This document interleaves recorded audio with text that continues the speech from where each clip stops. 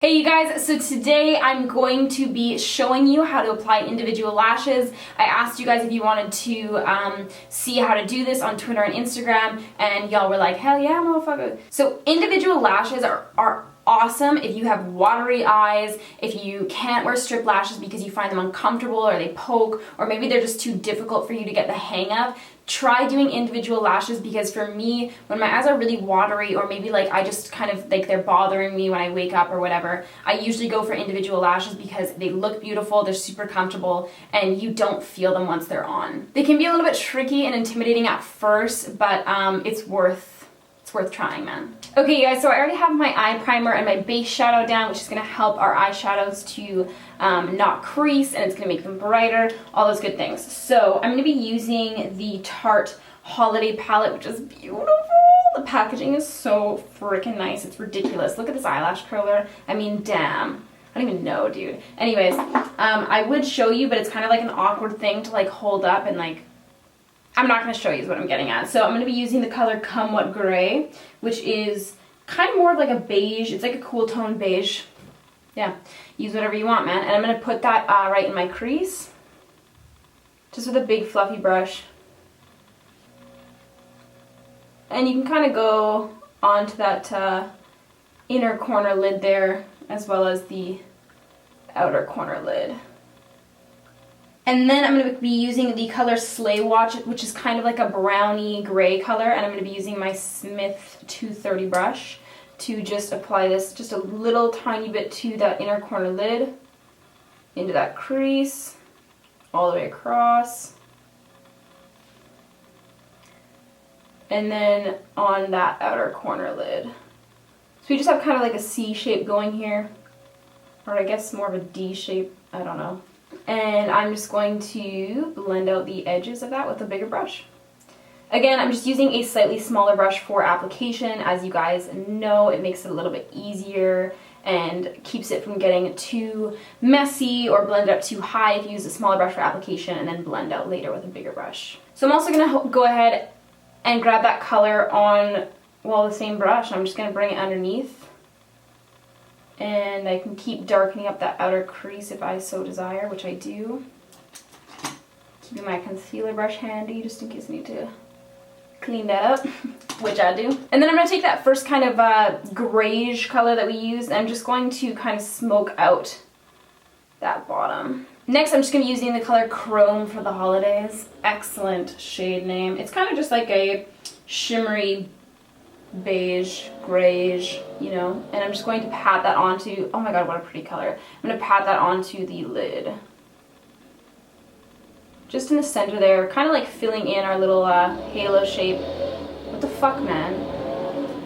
What is this noise about?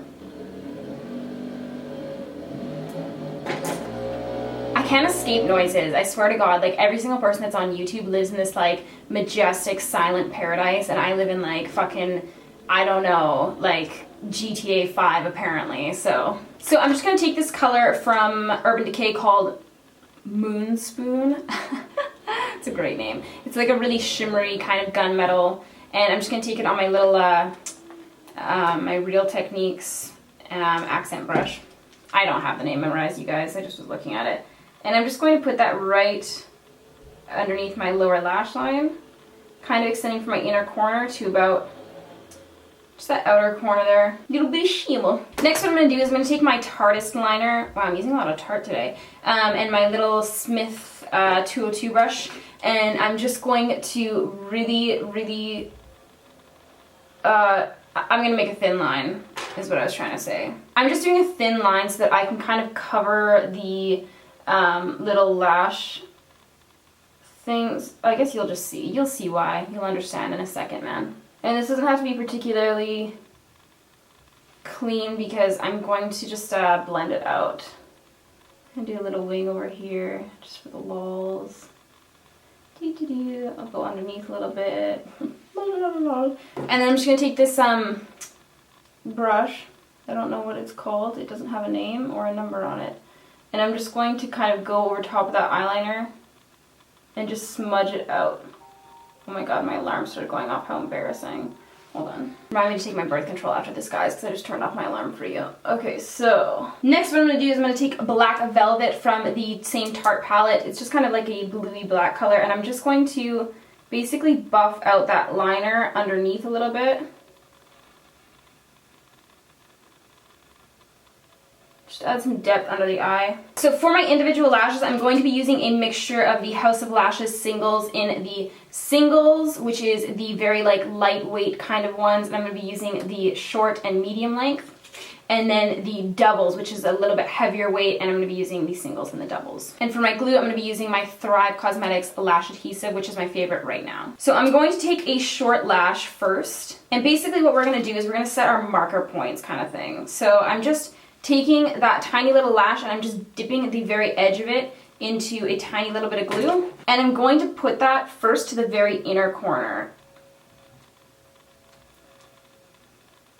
And so what I do is I grab the lash as close to the bottom of it as possible, and I make sure that the lash is straight and not kind of like wonky, a little bit to the left, a little bit to the right. So I'm grabbing it straight from the bottom, and then I'm putting it on where I want to put it, and then I can kind of tilt it with my fingers if it's like pointing up too much, if it's pointing to the side, if it's like tilting around, whatever. You just want to go in and straighten it with your fingers. So I put it on with my tweezers, place it, and then I move it around to adjust where it's kind of sitting. So now I'm going to take another one of those singles, but the slightly longer one. Again, grabbing that lash right at the base. And then I'm just going to move over like a couple little bits. Place that lash on.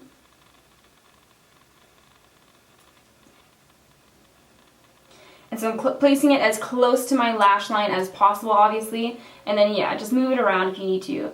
So, I don't know if you can see, but basically I applied the first lash right here, and then the second one right here. So I'm leaving little gaps between. The reason why I leave the gaps is so that I can kind of look at it as like a marker place, and that's how I'm going to make them even on both eyes. If I just went through and was like boom, boom, boom, boom, boom, boom, boom, boom, boom, trying to get them as close as humanly possible first, they would look a little bit uneven, and I wouldn't be able to know kind of like which weight of lash I put where, if that makes sense. So I'm going to take that same size, which is the single lash, and it's just the slightly longer, like the medium length. And again, skipping a little bit, leaving a gap, placing it down, and positioning it. You guys, I'm not gonna lie to you, like this will take a little bit to get used to at first, and you guys might struggle with it a bit, but honestly, they look so pretty, and it's a really good thing to know as a makeup artist. For brides and stuff like that, individual lashes are completely the way to go. They're super comfortable, they are far less likely to fall off when the bride is crying, stuff like that. Like it's a really good thing to know, and they're really comfortable, and once you learn how to do it, it's just super easy to do.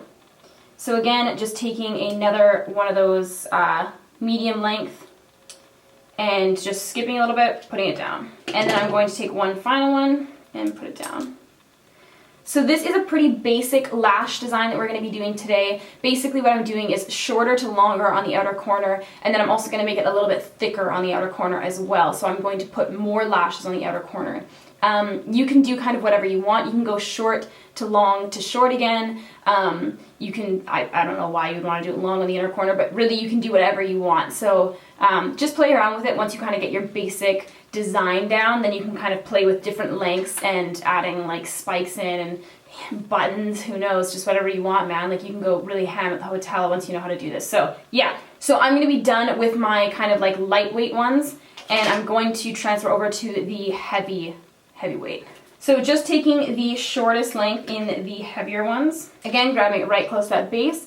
Now what I'm going to do is I'm going to put this lash that's the heavier weight between the two lightweight lashes. So right in that gap that we left, I'm just going to place it right there, and again just kind of position it. And then we just have this nice gap where we know that we're like, okay, perfect, boom, just put that right in the center, and it's like good to go. So it's going to be nice and balanced looking. I'm going to take a slightly longer length, again right between our gap, place the lash on, tilt it however I need to, or press it down. One more. So now I have all my gaps filled in. At this point you can either stop or you can kind of look at it and be like, okay, I know that I want it to be fuller somewhere, wherever you want it to be, and then you can go ahead and continue to add more lashes in. So what I'm going to do now is I'm going to continue to add that medium length of the double lash on the outer corner here. So what you can kind of do at this point, there's still going to be little gaps that you can fill in, so we're going to try and do that first. And it gets a little bit trickier to kind of put these on and position them nicely once you have the more lashes that you have on, basically, but just keep grabbing it really low to that base. And honestly, the biggest thing is just not panicking. Like, take your time to do it properly. If some lash isn't going on properly for whatever reason, just take it off and try again in a second. So that's where I'm going to leave this. Now I'm going to go ahead and put my mascara on. I personally find it easier to put my mascara on afterwards because I feel like it helps to blend the natural lashes with the fake ones. I also find that if I do my mascara first, my eyelashes are too curly, so I find it harder to kind of like put that lash on there because my actual lash isn't malleable enough to be moved around. They get obviously stiffer and more curly when you have your mascara on, so personally, I like to do my mascara last. It's up to you. After you apply your mascara, you might need to kind of just like tilt around your lashes a little bit more if they just kind of got a little bit out of place, but after that, they should be pretty much good to go.